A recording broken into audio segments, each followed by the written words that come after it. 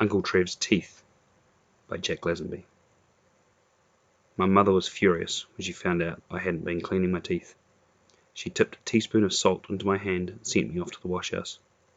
"I want to see those teeth shining when you come out of there," she said. "That's better," she told me after inspecting my mouth. "Where on earth did you get the idea that you shouldn't clean your teeth?" "I wanted to look like Uncle Trev," I said. "That man has caused more trouble than Kaiser," said Mum. I knew she blamed the German Kaiser for starting the Great War, but Uncle Trev wasn't like that. "I'll give him teeth next time he calls in," Mum said. Fancy a grown man putting such an idea into a child's head. But it wasn't Uncle Trev's idea, not cleaning my teeth. That was my own. You see, when Uncle Trev laughed, you could see all his gums because he had no teeth. I wanted to look like him when I grew up. That's why I stopped cleaning my teeth. "What happened to your teeth, Uncle Trev?" I asked him one day. "I wore them out barking and biting the cows," he said. "Old Tip's getting too old to bring them in for milking. His teeth are worn out too, so he can't bite, and he's losing his bark.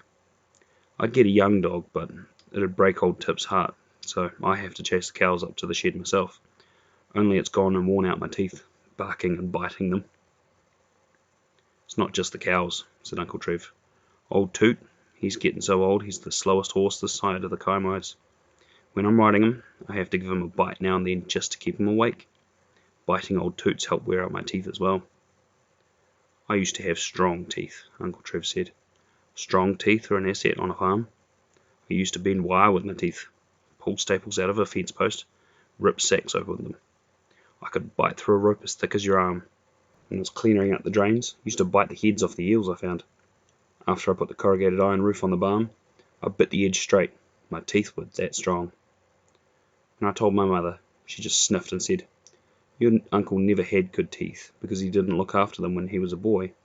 He had to have all of them pulled out before he was 20. One day, Uncle Trev called in on his way home from Matamata. "I've been at the dentist's," he whispered to me. "He's made me some specially strong teeth. I'll be able to bite the cows again, and that old Toot, he'd better watch out too." He pulled a brown paper bag out of his pocket and showed me a pair of false teeth. "They look like ordinary false teeth to me," I said.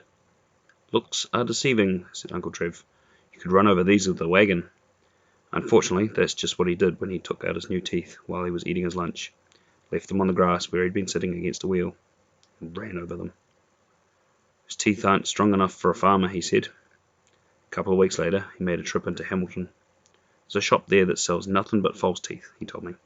"They had shelves and shelves of them, all round the walls. Went along trying them on till I found the strongest pair they had. They were a bit worn because they were second-hand, but they cut through thick copper wire like going through soft cheese. It was just bad luck that old Toot guessed what I'd bought them for and stood on them when I put them down for a minute yesterday." "Did they break?" He nodded. "Those teeth weren't strong enough for a farmer either." Next time he called in for a cup of tea, he grinned all the time with a new set of extra strong teeth. I thought he looked a picture of a criminal in the Herald, and Mum got annoyed. "Stop that silly grinning," she said. "Makes you look daft." "I'm not grinning," said Uncle Trev. "It's me new teeth." He had trouble eating with them. In the end he winked at me. While Mum was filling the kettle, he whipped them out of his mouth and slipped them into his pocket. When he was going, he told me the dentist had said these teeth were so strong you could throw them down on concrete. "Go on," I said. Uncle Trev sighed, but took the teeth out of his pocket and biffed them down the path. "Oh well," he said, picking up the pieces. "Those teeth weren't strong enough for a farmer either." As he cranked his old truck, he said, "I'll make my own teeth. I'll make them really strong." We didn't see Uncle Trev for ages after that. Somebody said he missed the Wednesday stock sale in Matamata. He hadn't even been known to do that before. But I knew what he was doing. One day he walked in, carrying a sugar bag, and tipped a parcel wrapped in newspaper onto the table. "Don't go making a mess on my table," Mum said. "I'm just about to make a cup of tea." I stared as Uncle Trev slowly undid the string, slowly unwrapped the parcel. "There," he said. "What do you think of them?" On the table stood the biggest set of false teeth ever. The gums were made of pink concrete, and the teeth were enormous. "Dead horses' teeth," said Uncle Trev. Quiet enough that Mum couldn't hear. "They should be strong enough, I reckon." "Get those dirty things off my table at once," said Mum. "How ridiculous can you get? They're big enough to go over your head." "Ah," said Uncle Trev, tapped his nose at me. "I've invented a new way for wearing false teeth. Who said they have to go inside your mouth? Wear them outside your head. You can make teeth as big and as strong as you like. Think what a farmer could do with teeth like these." He picked up the huge false teeth and dropped them over his head, so the bottom jaw rested on his shoulders, and his eyes peered at me between the top teeth. "See? Springs at the side," he said in a muffled voice. "Pull the string handle from them." I pulled. Harder came his voice. "Give it a good yank." I pulled hard. The concrete jaws opened, and the long teeth clashed together. "Ow! Watch me nose!" Uncle Trev cried in a muffled voice. He lifted the huge teeth off his head, mopped his nose with a hanky, and looked at the blood. "If they'll cut like that, blunt," he said in a pleased voice, "think how they'll cut when they're sharp." "Bit a cow with them yesterday," he said, "but she kicked me, so I wore them into old Toot's paddock, and he took off up the other end. I hid the teeth in a sugar bag on my back, and he let me catch him then. I rode him down to the gate for the mail, and he went to sleep as usual. So I got out the teeth, put them on, leaned forward, bit him on the neck. He looked around, saw the teeth, gave a sort of shriek, not like a horse at all, and bolted. He hasn't galloped for 20 years, old Toot, but he thundered down the track and jumped over the gate onto the road. Now, there was a stranger driving his car along our road, just looking around at the countryside, enjoying himself, when suddenly a huge horse jumped over the gate at him. He screamed and swerved off the road, and knocked down my mailbox.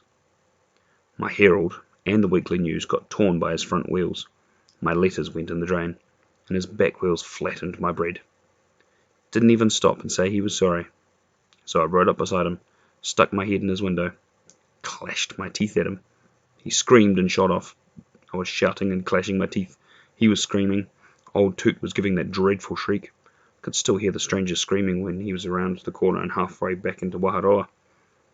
My mother sniffed and said, "Will you shift those dirty things off the table so I can wipe it clean and put the teapot there?" "How do you eat with them?" I asked. Good question," said Uncle Trev. He was going to show me on a piece of cake. But Mum said she wasn't going to have him making a pigsty of her kitchen. "Well, they chop up the food something wonderful," said Uncle Trev. "But most of it goes down the front, of course. They're for working round the farm mainly." He wrapped up the enormous teeth and put the bundle back in the sugar bag. "Would you like to borrow them?" he asked. "You could wear them to school and bite the other kids." But Mum said he was going to put her foot down to that, and Uncle Trev had better drink up his tea and get out to his farm. When he went, he said he was going to go round the blacksmith's to get the teeth sharpened. Mum told him to get out of her kitchen then and there, and she got her broom. But Uncle Trev was already off down the path, sugar bag under his arm. Next week he came in on his way home from Matamata, and he said he had bought a bargain from the dentist.